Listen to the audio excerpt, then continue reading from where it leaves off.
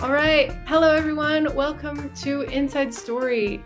This is the biannual celebration of new books by local authors and illustrators, brought to you for 26 years by the Western Washington chapter of SCBWI, the Society for Children's Book Writers and Illustrators.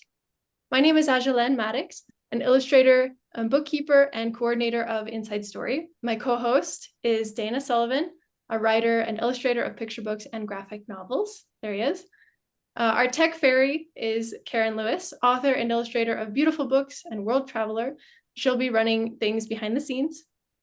There she is. And then we have Kristen Varner, who will be our timekeeper, keeping everyone on time and making sure that they don't go over the 2 minutes. We want to make sure everyone has enough time to share about their books. So yes, presenters, please pay attention to her camera. There she is. This is our Inside Story team. Yeah, thank you everyone for coming. Now Dana is going to share the today's program in the chat, complete with links to all the presenters' websites. So if you'd like to purchase any of these lovely individuals' books, you can go to our bookshop page, also linked in the program, bookshop.org/shop/WWA Inside Story, or you're welcome to support your local bookstores. There will also be 3 book giveaways at the end of our presentation. You will be chosen randomly, but you must be present to win. So if you want a free book, please make sure to stay until the end. Since its founding in 1998, Inside Story has been a beloved platform where authors and illustrators could celebrate their new titles with local booksellers, librarians, teachers, and other friends of children's literature. It's been going strong ever since, and I'm grateful for all of you being here. In fact, over 70 people have registered to watch this event. So thank you all for attending. However, since we can't see each other on this platform, let's take a poll to find out who's tuning in today. So Karen, if you please launch the introduction poll or survey. There it is. All right, we're very excited to learn who you are. Are you a teacher, a librarian, an author or illustrator, blogger, or just a Kidlit fan? It's perfectly fine to have Kidlit fans. Go ahead and click in there. We've got 75% have participated. I'm going to end the poll in about 5 seconds. 5, 4, 3, 2, 1. Let's see who we are. Looks like we're mostly authors and illustrators, and we've got a great selection of librarians and a really good chunk of teachers. Thanks everybody for coming. And whatever your field or background, we're happy to have you today at Inside Story. So without any further ado, let's hear from our Kidlit presenters. Take it away, Dana.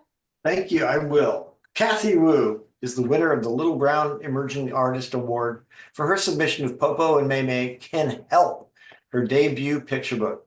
She is a freelance designer and illustrator based out of Seattle who runs a small paper goods business and draws custom portraits of people and pets. Now let's hear about Kathy's new book, Popo and Maymay Can Help. Take it away, Kathy. Hi, I'm Kathy Wu, and I wrote and illustrated Popo and Maymay Can Help. I'm so excited that I got to create my very first picture book about someone that is so near and dear to my heart. So the story was inspired by my Popo, my grandma, who helped raise me while my parents worked. So I had a very special bond with her as a child. She would pick me from school every day and take care of me in many ways. And then I would then often teach her different English words, how to spell them, how to write them, and pronounce them. And this dynamic between us actually continued on well into my adulthood. When I was in college and even after I started working, she would often invite me over to her tiny apartment in the city for a home-cooked meal.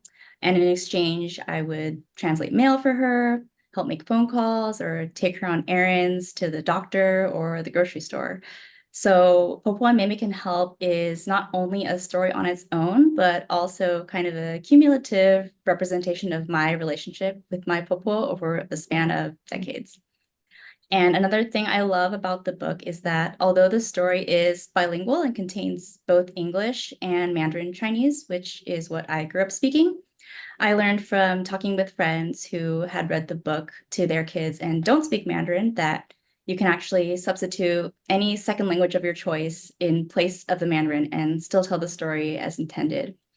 So the fact that the book contains Chinese isn't actually that important to the story. And what's more important is the role that children get to play in fostering these caring relationships between different generations and across cultures and languages.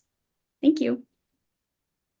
Awesome. Thank you, Kathy. That's really amazing that you can, change it up for your own particular circumstance, your own family, and have it really relate to your own family. It's amazing. All right, next we have Janet Wong, who is a recent winner of the NCTE Excellence in Poetry for Children Award, a lifetime achievement award that is one of the highest honors a children's poet can receive. For the past 12 years, she and Sylvia Vardell have been producing poetry anthologies for Pomelo Books that feature a who's who of hundreds of poets. Her newest book, Clara's Kooky Compendium of Thimble Thoughts and Wonder Fuzz, contains more than 150 poems, including poems by Washington stars such as Ken Nesbitt, Eric Ode, Suma Subramaniam, and Dolores Undrell, and Kevin Atterbury. When she is not writing or speaking at schools, you will find her on a pickleball court. So go ahead, Janet. Thank you, and tell us about your book. Absolutely. Thank you so much. And it's good to see friends here among the co-presenters and audience members chatting in the webinar chat. I'm going to talk just a little bit about Clara's Kooky Compendium of Thimble Thoughts and Wonder Fuzz. Sylvia Vardell and I, with the help of 73 poets, put together this book that basically is sort of junk journal, scrapbook, anything goes kind of book. We have poems by 74 poets, 150 poems, connected by text that I wrote in the voice of Clara, pretending to be Clara. And here is a few of the poems, though, I wrote in my own name. Here is one that might resonate with you if you've been feeling kind of like I have, sort of like, where is time going, right? Here's my poem, Time is Winning.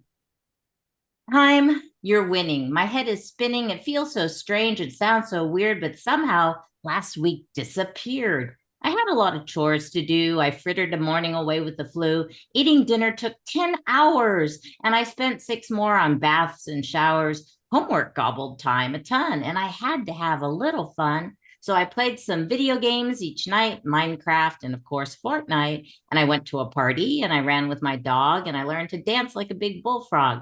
And I baked some cookies, and I played pickleball. Well, I guess I did do a lot after all. And there's a Wonder Fuzz. Does time go by more quickly as we get older? Yes.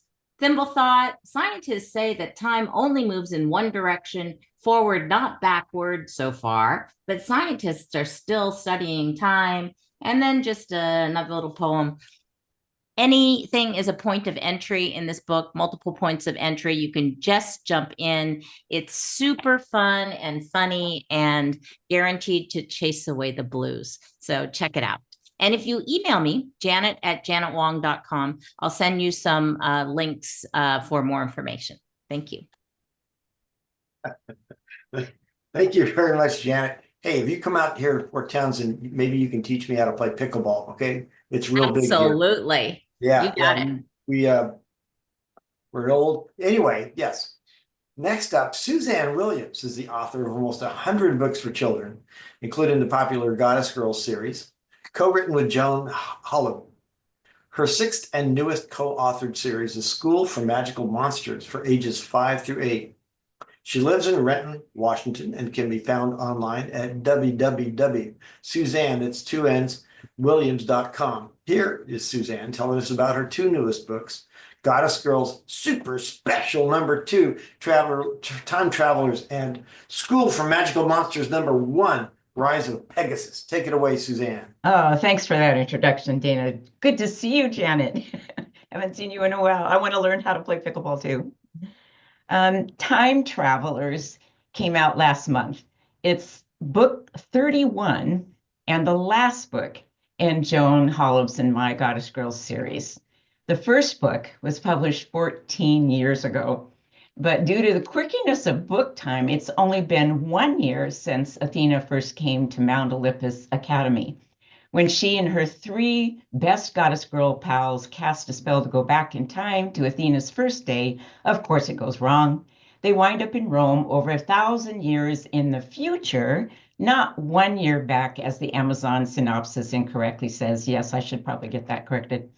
There they meet the Roman equivalents of themselves, and they experience Saturnalia, the most famous of Roman holidays. Unfortunately, their magic is dwindling. If they can't figure out how to get back home soon, they could be stuck in this time period and in Rome forever. Weaving details into the story about ancient Rome and Saturnalia customs was a lot of fun.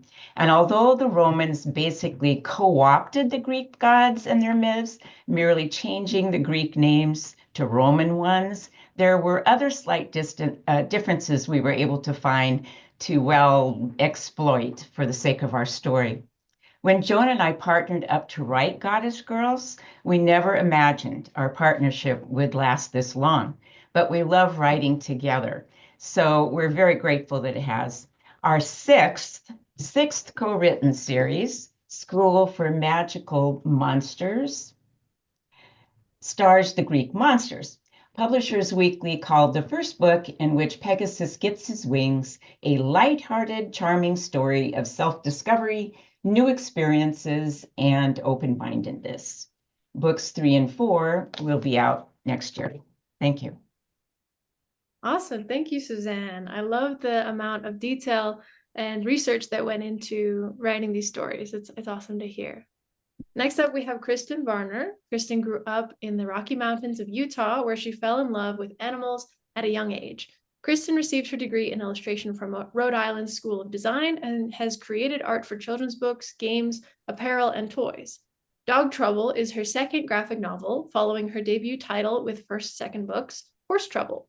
She lives on a wooded island near Seattle, Washington, with her husband, daughter, and one smelly, adorable mutt. Welcome, Kristen. Tell us about your new book. Hi, I am Kristen, and Dog Trouble is my latest middle grade graphic novel. A few of the inside stories behind this book is that I had just moved to Bainbridge Island when I started working on it. And so I decided that I wanted the story to take place on an island. And I incorporated a lot of Pacific Northwest scenery in this story. And this book very much became a bit of a love letter to Bainbridge. The other thing is that, yeah, there's a lot of dogs in this book. And my main character, Ash, he's gone off to the island for the summer and he's doing community service work at an animal shelter. And I did volunteer hours at a humane society when I was growing up, when I was in high school. So a lot of the story was inspired by my own personal experiences with dogs at shelters. But I also did a lot of research at shelters here in Washington State. And I went to Kitsap Humane Society, and they were lovely and let me come in and take all kinds of pictures with my sketchbook and get a behind the scenes look at how shelters operate nowadays. And I incorporated a lot of really fun imagery into my book, like this amazing poop chart that I discovered at the Kitsap Humane Society. As well as just a really in-depth look at the kennels. And so that's, yeah, a lot of the scenery came from my research there. And then I personally, all the dogs in the story I know personally, and or they were stories of friends of mine's dogs that I was able to incorporate. So that's Dog Trouble. I hope you get a chance to check it out. Thanks. Thank you, Kristen. And I think this is the first time you've been on camera not wearing stripes. I could be wrong, but I think that's it. But I think your earrings are stripy, so that works. Okay, Lori Ann Thompson, that's Lori Ann Thompson, looks for the light from her home in the rainy Pacific Northwest. A naturalist and former software engineer, she writes to help young readers and herself better understand the world we all share. She is the author of several award-winning books for children, including Emmanuel's Dream, winner of the ALA Schneider Family Book Award. Learn more at lauriethompson.com. Laurie Tomp with a P son.com. Let's hear from Laurie about her latest book, Let the Light In. Take it away, Laurie. Thank you, Dana. Good to see everybody today. First, I have to give a shout out to the illustrator for this book, Adriana Pedroy. I think she did just a beautiful job. And I want to share my favorite spread with you. Hopefully the colors come through. She did a great job of bringing this pretty spare concept book to life. And I'm just so impressed with her work. I can't wait for you to see it. So I call this book my ode to self-care. It's pretty different from the rest of my books. First, it demanded to be written in rhyme, which is something I don't usually do. And second, it's a deeply personal vision of mine. The book is dedicated to my dear friend, Johnny Sensel. Some of you know that Johnny lost the love of her life suddenly and tragically several years ago. And witnessing her try to find ways to survive that experience and get through it, and the generosity with which she shared that experience with others and with me is really what inspired me to start working on it. I was revising it during the pandemic, which was its own kind of loss for all of us. And I continued to revise it while going through the surprising end of my 25-year marriage. On the surface, this book is just a list poem. It's a collection of really simple actions that we can take to pick ourselves up when we're feeling down. But at a deeper level, I know that taking these actions can be just the literal lifeline that somebody needs when they're feeling really low. So I hope that this book will inspire conversations with young readers and their adult caregivers about self-care, mental health, and healing. And I think that's something that we don't talk about enough with children. So if you or someone you care about ever has dark times, and let's face it, we all do, I hope you'll check out this book and find your own ways to let the light in. Thank you. Thank you, Laurie. It's really beautiful how much of your heart you poured into this book, and I feel like it can really help a lot of people. I'm excited to hear how that really inspires people. Thank you. Absolutely. Yeah, next we have Will Taylor, an award-winning author, freelance marketing copywriter, and honeybee fan. He lives in the heart of downtown Seattle, surrounded by all the seagulls and not quite too many teacups. When not writing, he can be found searching for the perfect bakery. His books include the School for Wicked Witches series, The Language of Seabirds, Maggie and Abby's Never-Ending Pillow Fort, and Catch That Dog. So today, he's going to tell us about School for Wicked Witches. Hi, everybody. Sorry if you're already sick of Wicked. I'm about to add to that. This is my 6th middle grade, so it's definitely for the 8 to 12-year-old crowd, and it's pretty much just for fun. This is the book to read when you just want something completely candy flavored, just nothing really true, like not the books are nutritious or not, but this one is just pure candy. It is the story of an 11-year-old girl in Oz who is sent to the wrong witch school. She is told she is wicked and sent to a wicked witch school and is completely certain that everyone else is wrong. So she goes about breaking every single rule she can to try to prove that she's good. That's the basic setup. There's 3 books so far. Book 2 comes out in February. And the 3rd book I am currently writing desperately because it comes out next September. So that's the start of the trilogy. It's been described as the School for Good and Evil crossed with Wicked for 11-year-olds. It's a work for hire. Just to share this part, this is like an inside story. Oh, literally. I got this gig because Scholastic wanted someone to write kind of a Wicked tie-in, not a tie-in, tribute. And one of my ex-boyfriends was obsessed with Wicked to the point that I was doing trapeze at the time, and I had learned every word of Wicked to like impress him. And I choreographed a solo routine to Popular that I was going to do for him as a surprise. And then he broke up with me a week before the show. So I ended up doing Rolling in the Deep, like a big old, like, we could have had it all moment. But I know because of him, I learned every word to this musical. And because of that, I got this contract.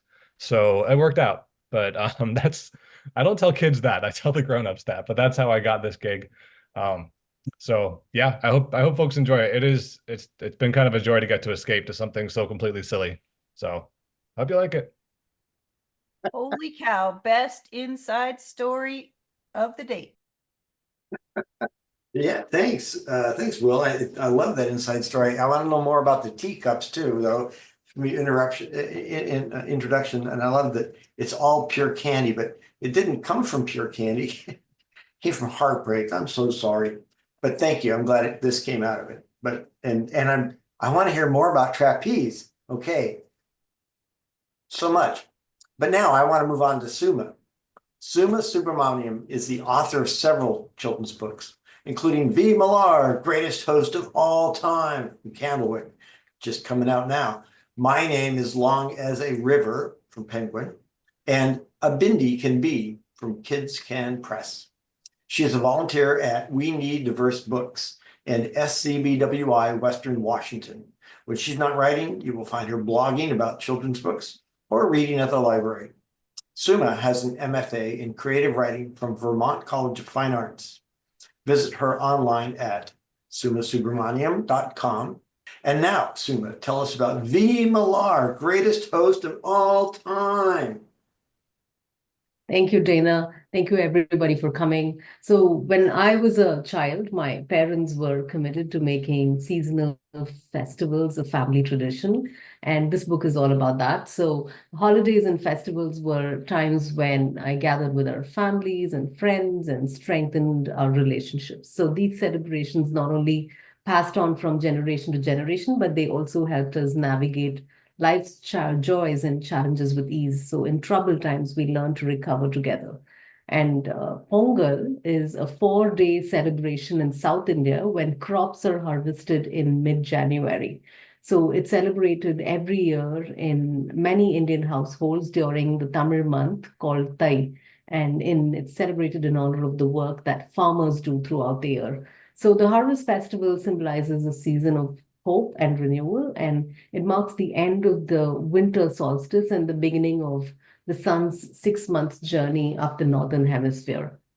So there is so much love underneath the traditions and celebrations and growing up in an Indian household. So as I wrote Malar, it was important for her to believe in the strength of her extended family.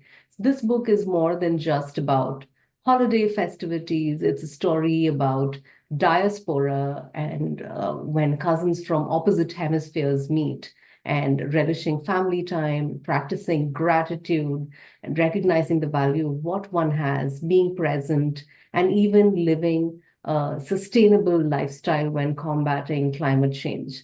So there are some valuable cell and STEM lessons that can be learned about seeing things from another person's perspective and how ordinary people in different parts of the world choose to live responsibly. So I hope you check out this older chapter book, Early Middle Grade Story out.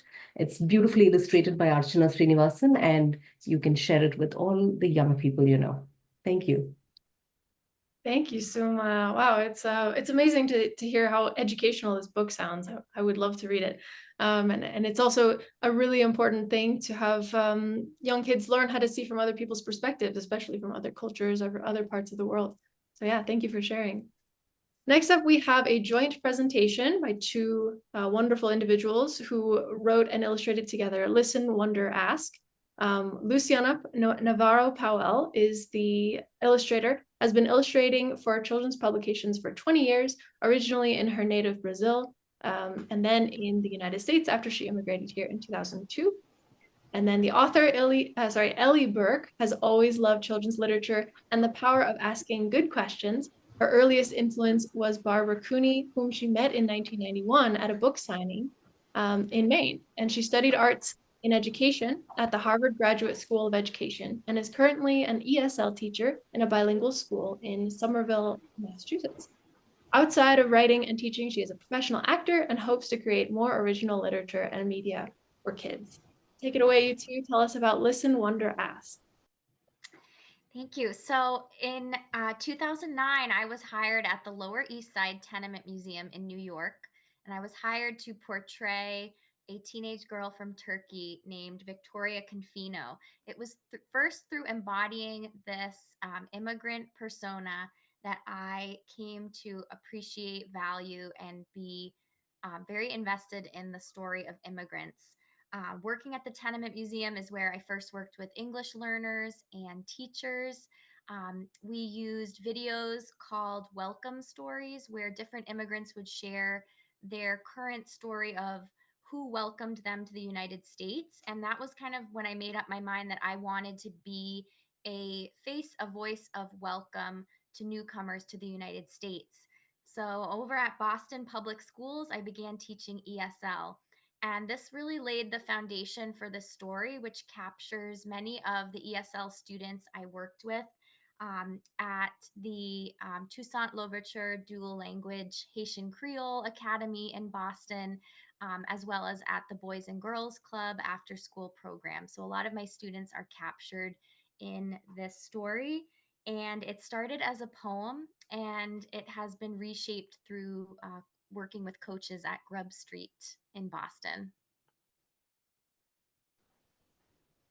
So to illustrate Ellie's beautiful story, a challenge I had was how to differentiate between the present moment and the past, the memories.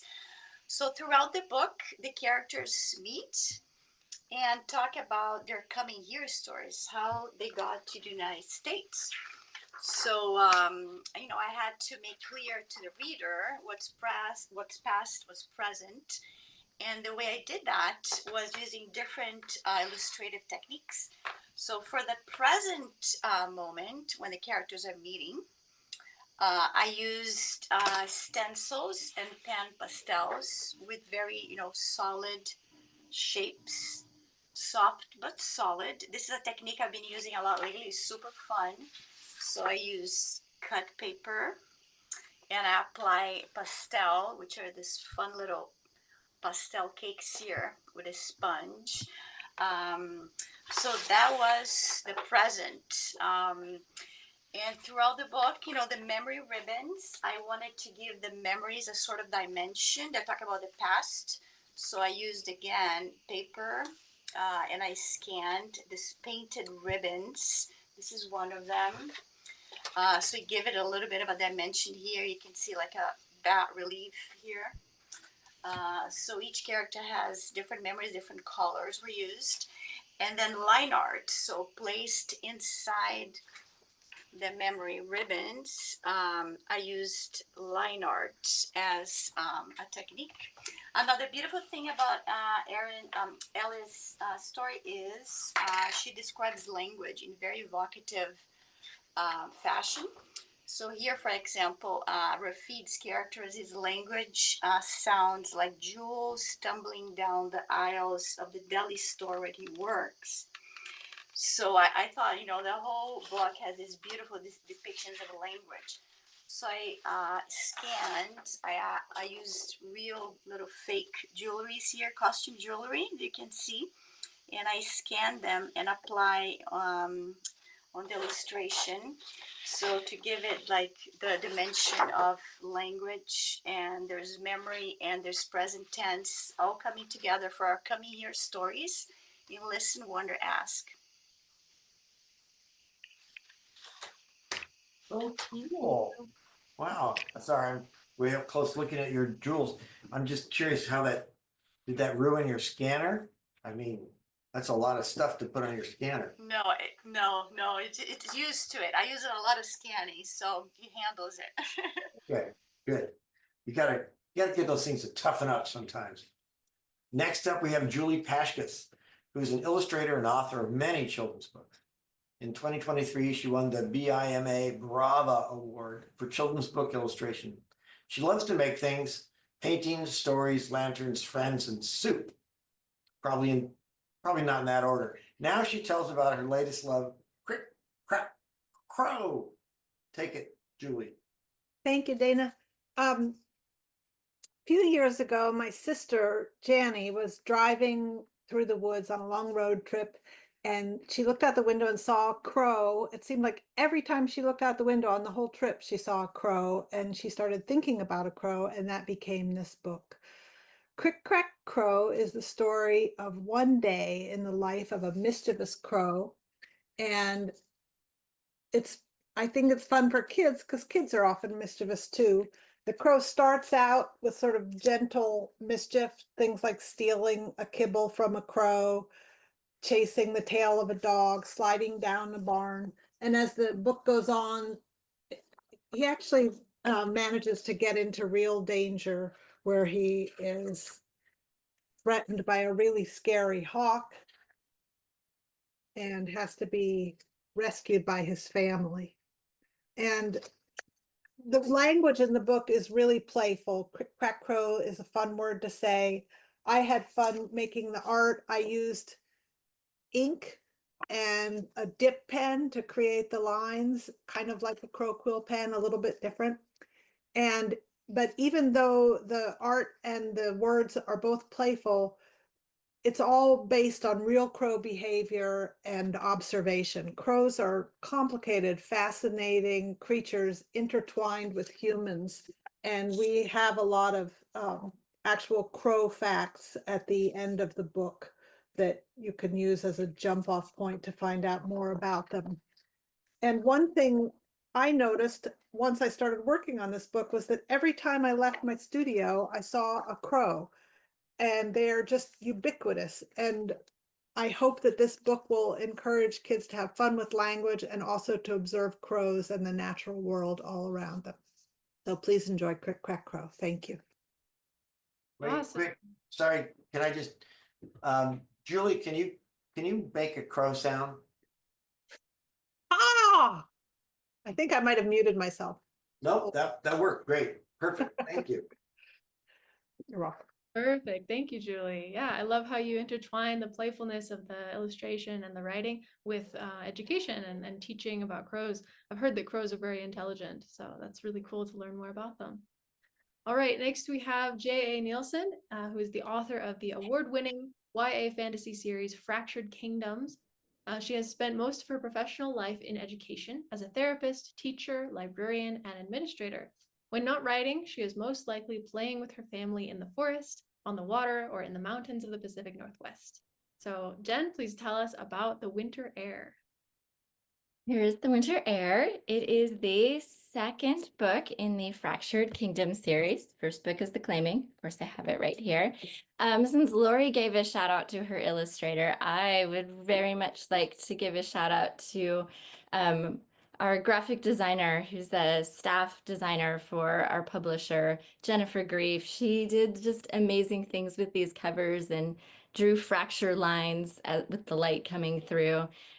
Completely unasked. That was not part of my requests for the covers at all. She came up with that on her own, and they turned out really pretty, and I'm just so thankful.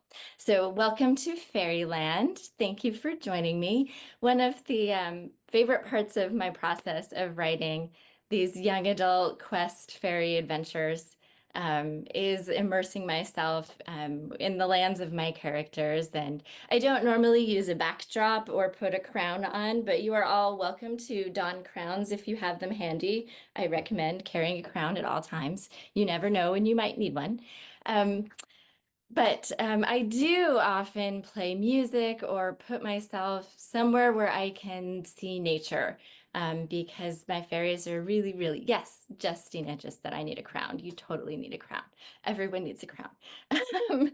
I like to put myself near nature so I can see trees or water or mountains. Where I'm sitting right now, I can actually see the Key Peninsula, and it just helps sort of ground me in the world of fairies. There's a reason that we love to write, and that's because we love the worlds that we create. So I invite you to join me on my magical journeys with these characters who I love so much. I do put them through quite a lot, but it's really the circumstances and their own choices. I promise it's not my fault. They just ended up there. So the star-crossed lovers that center these stories can't tell you if their star-crossed situation will be resolved. You'll have to read the book, but I do hope you enjoyed the magical journey. Thank you. Thank you, Jen. I don't have Yay! a tiara or a crown, but I have this. So That's perfect. I Thank love it. thank you. It's even kind of green, but I'm going to take it off for Vikram. I want to show some respect to Vikram. Vikram Madan is the author and illustrator of more than a dozen books for young readers, including the Theodore Seuss Geisel honor-winning Owl and Penguin, the award-winning funny poetry collection Beware the Dragon and the Nozzle Walk, and Lord of the Bubbles, as well as the early reader series Bobo and Pup Pup. His books have been honored by Kirkus Reviews, American Library Association, and more, and have appeared on multiple Best Books of the Year lists. Let's hear from Vikram about his two latest books, Beware the Dragon and the Nozzle Walk, a graphic novel poetry collection full of surprising characters, and Owl and Penguin, Here and There. Take it away, Vikram. Hey everybody, I have two books here. So I'll do the shorter one first, which is Owl and Penguin, Here and There. It's the third book in the Owl and Penguin series. Hopefully you've already seen them by now. If not, check them out. Two fun things in this book, step-by-step instructions for kids on how to draw Owl and Penguin. Kids love this. And there's three stories in the book, one of which is told entirely in opposites. So you'll see things like hungry, full, wet, dry. And how that happened was I was trying to convince my editor, let's do a board book for kids. And they said, sorry, we only do board books that are based on existing books that are successful. So I figured, okay, maybe if Owl and Penguin is successful someday, I can figure out how to get a board book out of it. Let me stick in as many opposites as I can into this book. And lo and behold, it turned out into a really fun story. So check that out. Second book here is just came out this week. I am really excited about this one, Beware the Dragon and the Nozzle Walk. It's a collection of funny poems. So think Shel Silverstein, but in full color and in full graphic format. And what is a nozzle walk? Well, you have to read the book to find out. But the way this came about was I signed the book contract. I had no idea what was going to go in the book. And I was staring at the blank paper looking for ideas. In my previous book, A Heart Full of Dragons, there is this poem called The Flippy Floppy Flappers that came out of a painting I made, a mural for kids. And so I went and looked at that same mural and I found this character in it that I called a vacuum head. And I almost called this book The Vacuum Head and Other Funny Poems, but things evolved. The vacuum head turned into a nozzle walk based on Jabberwocky, which became another poem about a creature. Then the creature showed up in the middle of the book and took over, sucked out all the characters. And before you know it, this becomes a meta book full of poems that affect other poems. So check it out. It's out now. And those are my two books. Thank you. Awesome. Thank you, Vikram, for sharing those amazing books. I hope you get the board book very soon. All right, next up, we have Kirby Larson. A snippet of family history transformed Kirby Larson from history phobe to history fanatic. Her debut historical novel, Hattie Big Sky, earned a Newbery honor. She's pursued her passion for historical fiction with titles such as Hattie Ever After and 4 books in the Dogs of World War II series. Her most recent titles are contemporary fiction, including Gut Reaction, which is co-written with her daughter, and the second entry of the Shermie and Shake series, Shermie and Shake, The Not So New Kid, which is the book she's presenting for Inside Story today. Kirby lives in Kenmore, Washington with her husband, Neil, and very naughty dog, Raleigh? Is that right? Raleigh. All right, welcome, Kirby. Please tell us about your new book. Thanks, Dana and Angeline, for all your hard work on Inside Story. And thanks to my fellow presenters for adding to my TBR list. In second grade, I was the new kid at Echo Lake Elementary. And so every recess, I would sit and watch the other girls play Wizard of Oz. Susan always got to be Dorothy. And which really ticked me off because I knew I should have that role because I had long brown ringlets. And one day the injustice of it all got to me and I put on the saddest face I could and I walked over to the girls until they noticed me and asked what was wrong. And I said, my mom is in the hospital. Well, instantly Susan crowned me Dorothy. It was the best day ever. And I hadn't exactly lied to the girls. My mom was in the hospital having my baby brother. But I was gobsmacked by how my words spurred those girls to empathy and action. And I kind of believe that was the moment my writing career began. The Dorothy memory served me well in writing Shermie and Shake, the not so new kid. Second grade Shermie is not so different from second grade me, but instead of Dorothy, he wants to be a leader with a capital L. And his big break comes when he's asked to show a new kid the ropes. Shermie is on it, but it turns out that kid is Shake, who doesn't want help. Even worse, the kids in room 8 seem to think that Shake is their leader, not Shermie. So things are definitely not awesome possum. After writing 6 novels set in World War II and living through a pandemic, I needed a break. So I turned to writing chapter books, which are the soap operas of children's literature. They're jam-packed with action, emotion, and dialogue, and I'm having a blast. And I also feel like I'm making a contribution. My daughter Quinn was a reluctant reader until she discovered Patricia Riley Gift's chapter book series. So I saw firsthand how essential these books are in creating reading confidence. And I hope that Shermie and Shake, the Not So New Kid, is the kind of training wheels book that will help kids like Quinn. Lovely. Thank you very much, Kirby. That was lovely. Shermie and Shake. I want to read that. I want to get shake, shake, shake. Okay.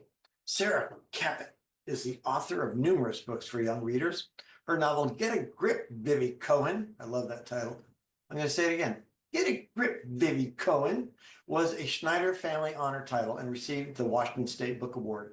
In 2024, Sarah launched the Rachel Friedman chapter book series, a Ramona Quimby-inspired series highlighting Jewish culture. Sarah's work has received star reviews from Kirkus School Library Journal and ALA Booklist.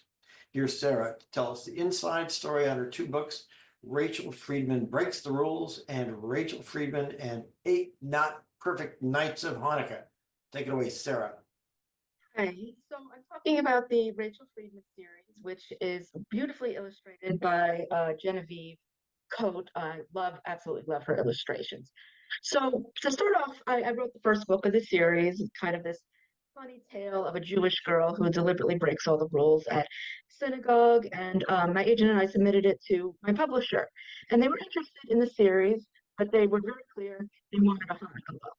I didn't really plan on writing a Hanukkah book, but I realized it made sense. And so I came up with this plot where Rachel, my Ramona-like heroine, wants to have the perfect Hanukkah. She makes a list of 8 things in 8 days, but unfortunately everything goes wrong and her perfect Hanukkah is not to be.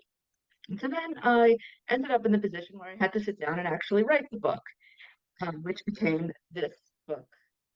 And I realized, well, why did she care about the perfect Hanukkah? Why this year? Why does this Hanukkah need to be so perfect?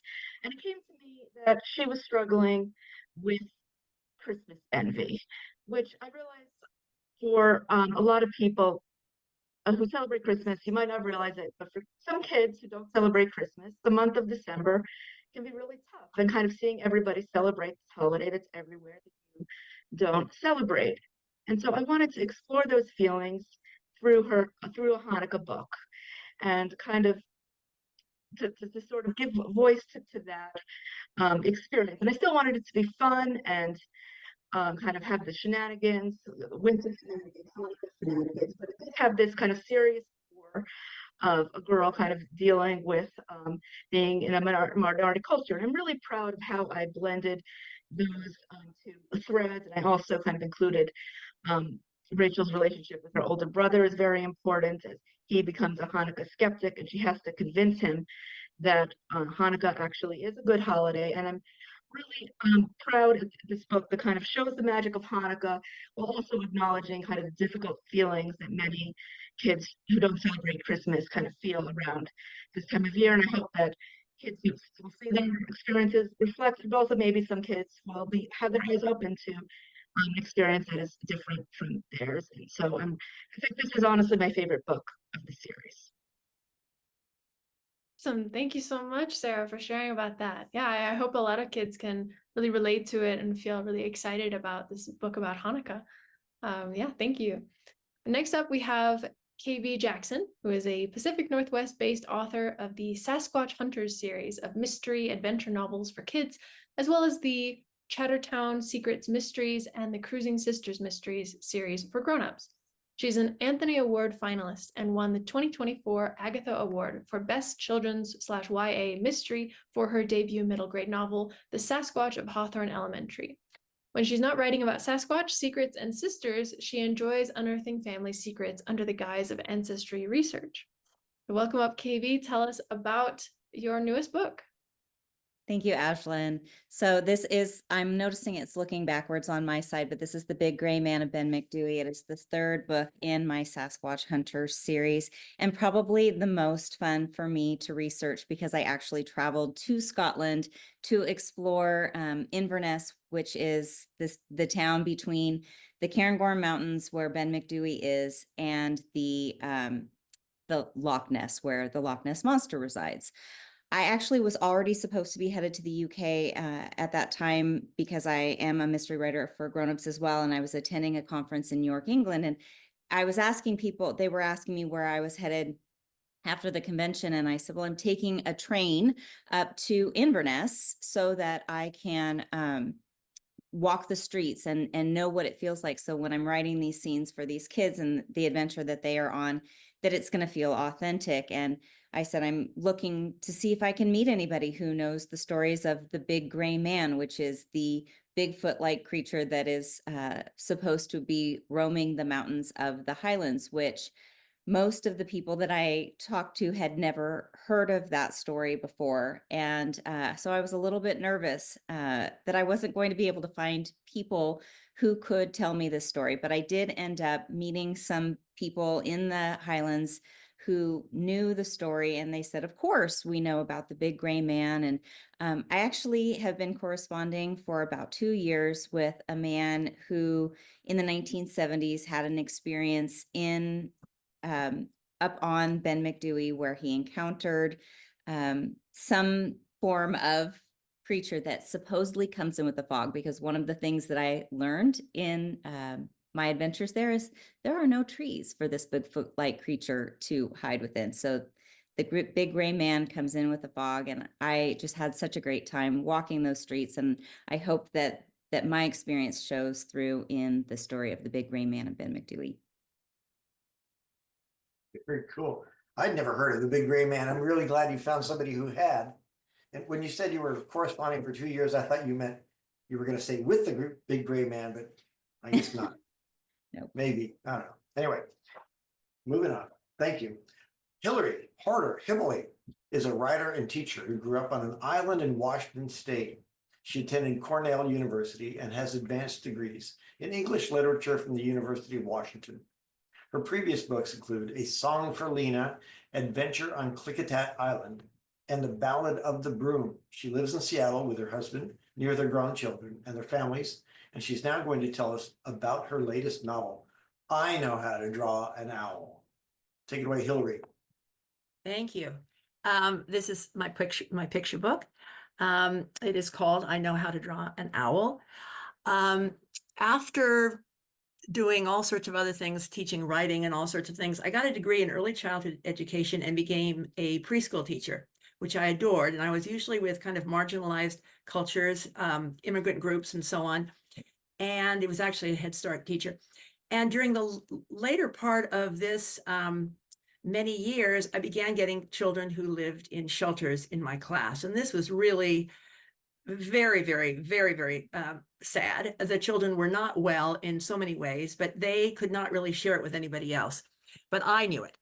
Then one day I was walking down by the lake on Mount Baker, where full of beautiful old homes, and I came across a mom who was in the parking lot who was folding blankets. And I thought, oh dear, is this woman living in her car? And then she called to her child near the lake, and the child turned around. It was a child in my class.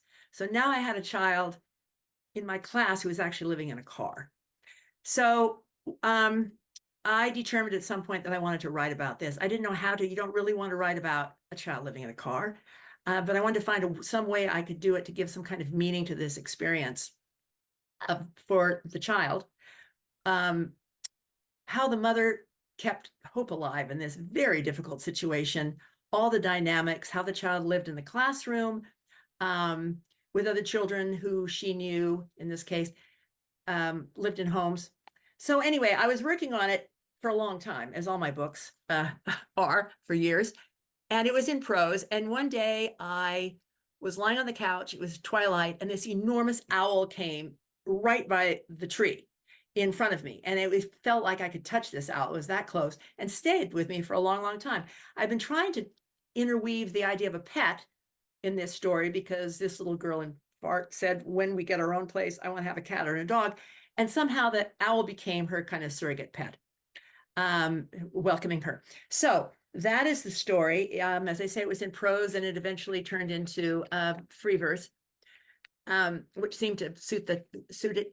I sent it to New York and it was taken by Neil Porter in Holiday House. And he said later to me that when he read it, he imagined this illustrator of Matt James, who I think did beautiful work, and it slows it down tremendously. There's lots of full page spreads. This is the two of them leaving in their car, a car packed high with clothes, and it slows it down. So I think he did a beautiful job. I've recently learned about this thing called undies. Do you all know about that? Where, where there's I guess some kind of prize winning thing where you send in the book and what they've done with the cover of the book. So there you are. That's the story. Thank you, Hillary. Wow, it's amazing. Amazing to see how you can transform a very painful and very difficult kind of situation into a beautiful story. I hope that can help a lot of people, a lot of kids. All right, next we have Amy Hebron. Amy loves exploring nature, bird watching, and baking tasty treats for her home in Seattle, Washington.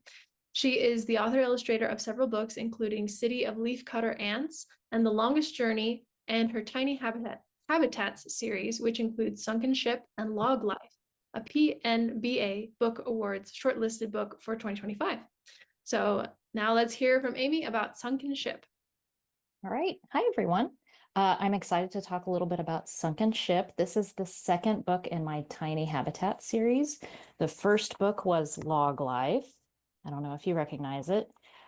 So with Sunken Ship, all of these Tiny Habitat books are basically, they're focusing on different micro habitats that are full of all sorts of little critters that play a big role in their larger ecosystem. So with Sunken Ship, this is the story of a ship that sinks and then becomes this beautiful, lush coral reef with all sorts of little fish critters. So something interesting about this book is it started from this little thumbnail sketch of a cover. So when we pitched this series of books, I had Long Life fully written, and for all the other books, I just had an idea and a little thumbnail sketch. So this started from this, and I knew I wanted to tell a story about a treasure ship and how that metaphor of a treasure, that then the ship becomes a whole different kind of treasure when it becomes a coral reef. So I dug into my research and I came across the Florida Keys National Marine Sanctuary, and I found a ship that was a treasure ship. It was the San Pedro that sank in 1733 off the coast of the Florida Keys. And then over these hundreds of years, it has transformed into this really beautiful place that you can go and snorkel and see all sorts of coral reefs and fish. So yeah, so that was my, the process of writing the story. And then I wanted to share a little bit about the illustrations. So I paint with acrylic, and this is on Bristol paper, so sort of a thicker paper. And for this, you can see my painting is a little sloppy. Like I paint kind of messy, and then I scan these into Photoshop and do a lot of cleaning up and color correcting. And then I'll add texture as well. Like I added wood grain to the ship, and then I make sure all the little faces look cute. And so then one of those final spreads in the book is this one. So there's that. And then one other final little thing. So the third book that comes out in February is going to show a sneak peek is Poo Pile on the Prairie, which is about a bison dropping and all the little life that kind of springs up from a bison dropping in the prairie. So yeah, I hope you enjoy these. Okay, well, later I want you to tell me the difference between buffalo poo and bison poo, okay? Because that's just been haunting me. Okay, thank you very much. Next up, we have Justina Chen, was fated to be a storyteller. After all, her middle name means illuminate, which is what she hopes her novels do, shine a light in the world.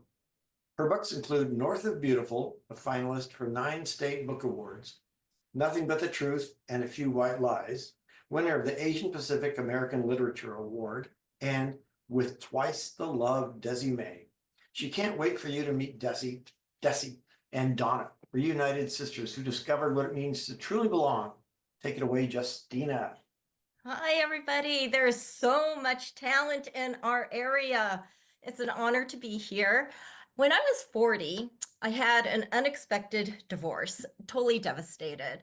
But then at age 50, remarried, love of my life, second chance love. And the best thing was I never felt like my family was complete. He came with 2 bonus daughters who were adopted from China. By happenstance, by fate, our matchmaker, a mutual friend, herself was adopted from Korea, and she adopted a daughter from China. So in really close conversation, because I really wanted to tend these souls, really well, she told me in confidence, and she's allowed me to share with you, that she's always wanted to be part of the Asian American community, but she never felt like she belonged. And that was such a stake in my heart because my beloved mama, right there, and my mother-in-law are both incredible ambassadors of community. In a world where we have gotten so exquisitely good at calling people out, these 2 women call people in. My mom, when she passed away, my kids asked me, why is Amma so popular? And I said, it's because she gathers people in. She's like, let me feed you. And she listens intently. And Nancy, my mother-in-law, she grew up in rural Virginia at a time when Black kids were not allowed to go to the community pool. She actually built a swimming pool in her backyard. Anybody could come and swim. Unfortunately, they died. Both of them passed away. And so they missed this love letter to their granddaughters, which really is an ode to them. Here we have Desi. She is a firebrand like Nancy. Donna, like my mom, this quiet, gentle strength. These 2 twins who were separated at adoption find their way back to each other. And that is my greatest hope for all of my readers, that by the time they get to the last word, they believe at the mama level, at the Nancy level, you belong. Beautiful. Thank you so much, Justina. It's amazing. I'm really excited to read that one. I think it'll really help a lot of people. All right, so we are at the hour mark, but we have 3 more very important individuals. So I hope that all of you will stay and continue to stay till the last minute so that we can give everyone a chance. Just going to go a couple minutes over so that we can get everyone in to share. So next we have a 4-time Emmy Award-winning writer for Bill Nye the Science Guy. Lynn Burnell is the award-winning author of over 50 titles, most recently Haiku Ew, celebrating the disgusting side of nature from Millbrook Learner in April 2024, and Life After Whale, the amazing ecosystem of a whale fall from Neil Porter Holiday House in June 2024. Lynn has written for Sesame Street, National Geographic, the Discovery Channel, Disney, Scholastic, and Random House, to name just a few. So welcome, Lynn. Please tell us about your most recent book. Hello. Hi. My most recent book is called The Pop-Up Planetarium. And ever since 4th grade, I was obsessed with constellations when Mr. Holbrook wrote and drew all the pictures on the chalkboard. And ever since then, I've never been able to see those pictures, but and I'm confused by the dots. But this helped me make it through that. The cover of the book has got a star wheel, and you can move it around to get the actual date and the actual time, and then you've got an actual map of what's in front of you. So that was really fun. Inside, I've separated it by season, and if you can find the Big Dipper, which I can find, or Orion, then you can find all these pointer stars. And now I can see things like Hercules, who does not look like Hercules, doesn't look like a man. It looks like a box that's running. Beside all that, I've got it all separated by season, and then I have the science experiments and the sort of irreverent mythology behind the constellations. But my favorite thing, because we live in the Pacific Northwest, is that some of the seasons are kind of blocked off for us. We can't see them. So that's why the pop-up. And so it has a little pop-up. You can see the die cut, and it's got the actual constellations cut out. And I'm going to hold it up. You put your flashlight inside, and then you get your stars on your ceiling or your wall. So it's a great way for me. I just have this thing about making sure that all kids have access to science, and you can look up and see the stars. And you don't have to be anywhere special to do it. And if you've got clouds like we do, you can pop up the book and project things onto the wall and ceiling. And that's the pop-up planetarium. That is so amazingly cool. I want to get that book, and I want to shine it, and I want to look at the running box man. That's what I want to see. Running box man. Cool. All right. Next up, we have Mary Boone, who never thought she'd find herself wearing waders while counting migrating chum. But that's the kind of hands-on research she did for her new informational fiction picture book, School of Fish. Mary is a firm believer that doing, seeing, touching, and smelling all helps her tell stories that are more authentic and appealing to young readers. Mary lives in Tacoma and helps lead our region's Tacoma SCBWI network. Now let's hear about Mary's picture book, School of Fish. Hello, everybody. Thank you all for hanging in there. I know we're at the bitter end, but this is School of Fish. I am excited to tell you a little bit about it. I grew up in Iowa, and until I was 25 years old, this is the only way I ate salmon, and it was baked into the most disgusting loaves and cakes. And when people would talk about salmon and how delicious it was, I did not have that same experience. So when I moved here, I just became enthralled with not only the way it tastes, but also salmon in general. I just could not understand these fish that could find their way back to their birth streams to lay their eggs. It's just also fascinating. We have a lake house that's got a fish ladder on it. The Squaxin tribe comes and counts the salmon on this fish ladder every fall. I peppered these poor guys with a million questions until they finally said, you know, there's a program called Salmon in the Classroom. I did not know. And then I started volunteering with the Hood Canal Salmon Center because I wanted to know more about this program. I attended salmon releases. I attended salmon classes. I started counting salmon. And yes, I think waders are the most amazing invention ever. I don't know why we just don't wear them daily in the Northwest in the winter. It would make a lot of sense, I think. Until I did so much research that my agent said, Mary, you really need to start writing the book. And I tried writing it as a straight nonfiction story, and it just was dull. So I've created some little characters who lead us through their experience. It's been so fun to share this with schools and libraries. And whether your school has a program like this or not, kids are learning a whole lot about salmon. And I hope that you'll tell your young salmon loving friends all about it. Thank you. Awesome. Thank you, Mary. Yeah, salmon are amazing. I mean, fish in general are amazing, and I think we don't give them enough credit. So yeah, thank you for writing that book and sharing with us. Our final panelist is Renee Beauregard-Lute. She is the author of a number of chapter books and middle grade novels, including Dinner at the Breakfast and The Exceptional Maggie Chowder. She lives in Renton with her husband, 3 children, cockapoo, and a backyard full of pet ducks and geese. So yes, welcome, Renee. Please tell us about your awesome new book. Hello, thank you so much. This has been amazing. So this is Dinner at the Breakfast. It came out in June with Quill Tree Books and HarperCollins, and it's about 12-year-old Tacoma Jones who runs this truck stop diner with her parents in North Bend. This is a just hyper local book. And the reason for that is I learned my lesson about 9 years ago when my first book came out. It was a chapter book called Winneker Wallace about this little girl who moves to Paris. She doesn't want to be there. Everybody's like, of course you want to be there. It's Paris. And she's like, I want to go home to Massachusetts.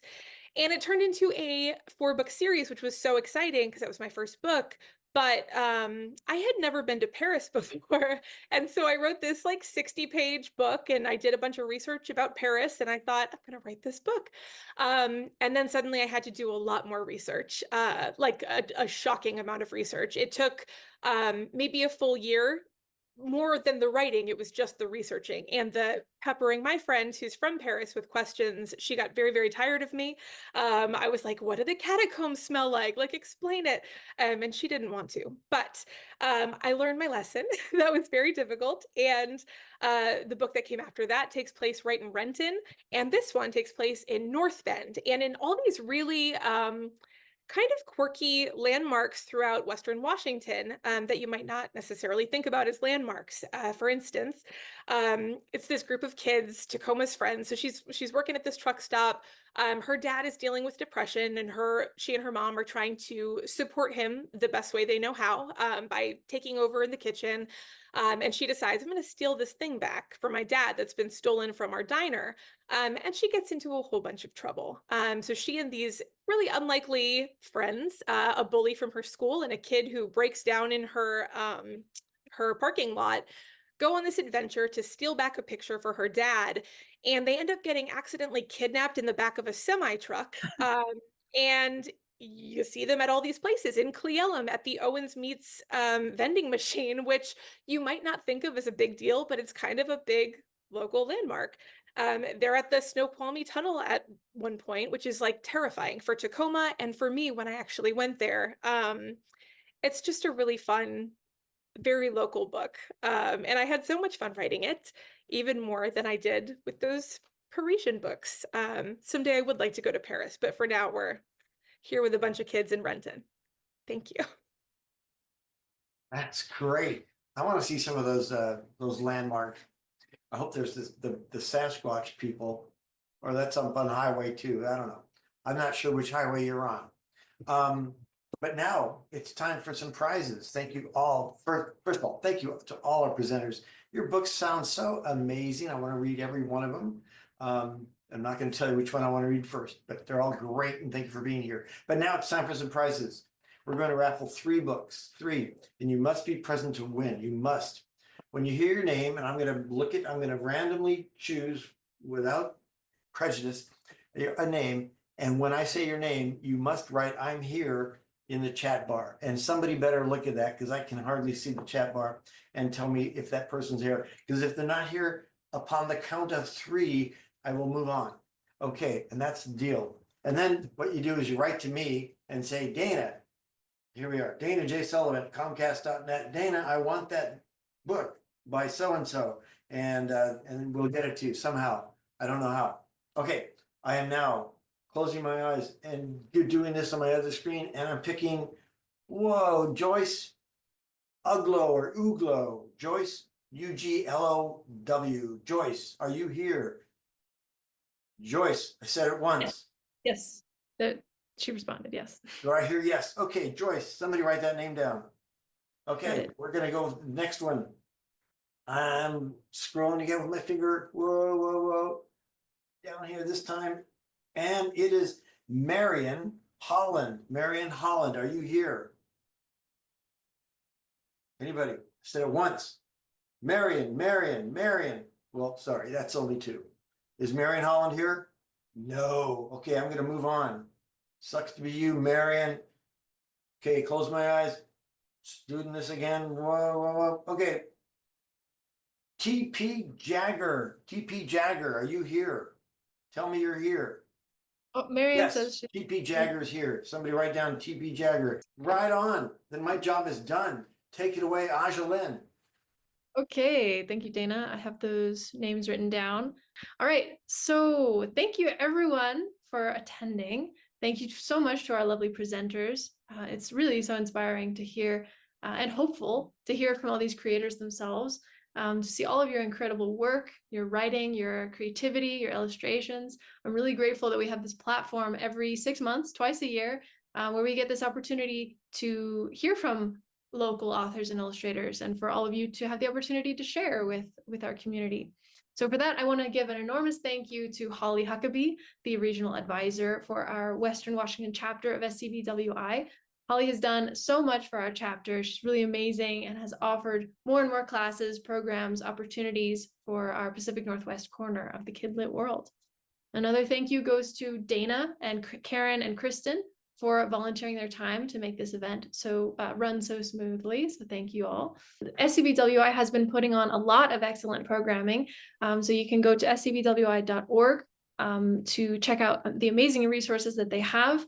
And specifically to our Western Washington chapter, we have some local events that happen all the time. So yeah, don't hesitate to go to scbwi.org. Also, please don't forget to download today's PDF program that Dana worked so hard on. Thank you, Dana. And check out everyone's websites and books. And then please buy some books, hire our presenters to come to your school to read books to kids, libraries, whatever you can do to keep Kidlit thriving. The recording of this webinar will be sent out to everyone by email, so stay tuned for that link in the next couple of weeks. And on behalf of the Western Washington chapter of SCBWI, my team, Dana Sullivan, Kristen Varner, Karen Lewis, and myself, thank you everyone for attending, and have a lovely weekend and happy holidays. Bye everyone.